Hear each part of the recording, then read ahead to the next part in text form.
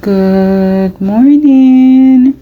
Welcome back to the Kate Casey Inspirational Tales. I hope today's lesson titled Make an Effort Until the End will inspire someone. I met her after 4 years of her sheer effort to graduate. That young woman had obtained great achievement thanks to her hard, tenacious work in spite of her bad beginnings. Her mother had given her away as a newborn, and her father abandoned her. In spite of this, she pressed on. She paid for her university studies by cleaning houses in the morning. She studied at night. I admire her very much, since people like that are an example of persistence and determination, unlike other people who are just the opposite, like King Joash.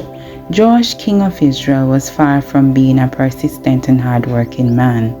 On one occasion, he felt deep discouragement because of his enemies and sought the prophet Elijah to ask for help.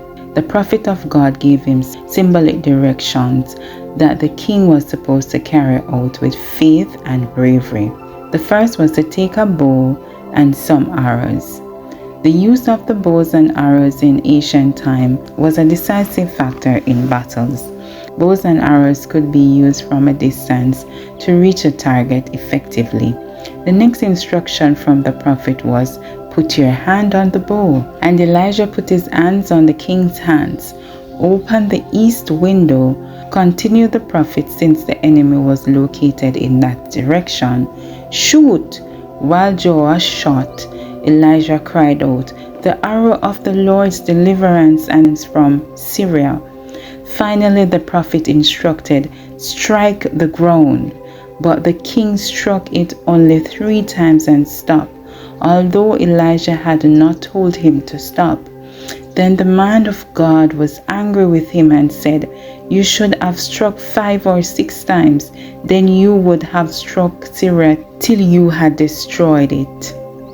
How many times have you quit on giving up on a worthy goal because it involved effort? How many times, seeing clearly that God gave you a mission, do you say no because of fear of the effort that it required? How many times have you given in because you felt unable to clear a defect or character or temptation? You know nothing is resolved by weeping, but by persisting, making an effort, and clinging to God, who gives us the victory.